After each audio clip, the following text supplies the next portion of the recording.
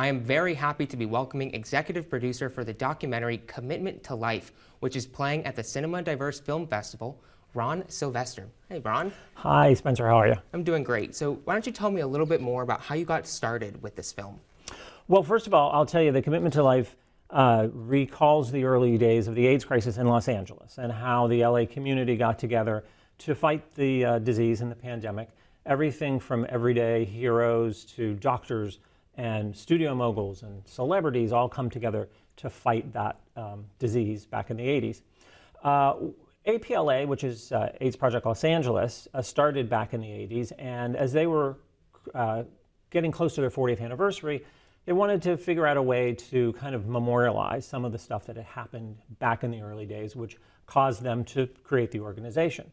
So they used to throw a big event called Commitment to Life, which is a very star-studded dinner, fundraising dinner, the very first fundraising dinner in all the world to raise money for AIDS.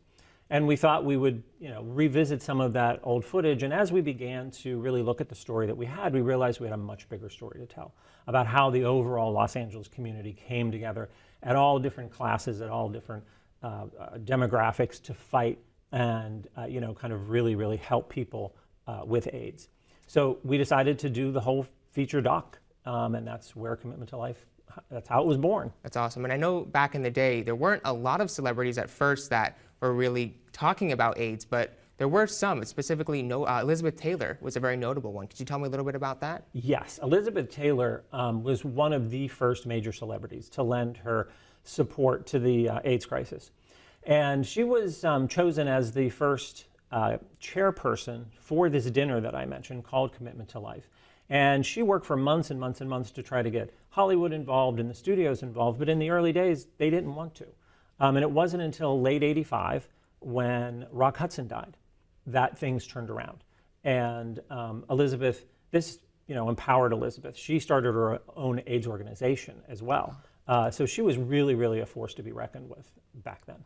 That's incredible. And I know even to this day, there's still quite a lot of stigma behind it. So it's really great to see that there's a film which is really showing the kind of courage that it took over the years to fight this invisible enemy for especially the LGBT community. So it's really incredible, I think, this movie, and it's something that I would love to see. And I know it's actually going to be playing this weekend at the Cinema Diverse Film Festival. Isn't that correct? Yes, we are part of the Cinema Diverse Film Festival, and our screening is Sunday the 24th at 7:30 at the Cultural Center. We end the first weekend of Cinema Diverse. Cinema Diverse is 2 weekends, this weekend and the next weekend, and there's a whole bunch of short films, dramas, documentaries that'll be playing.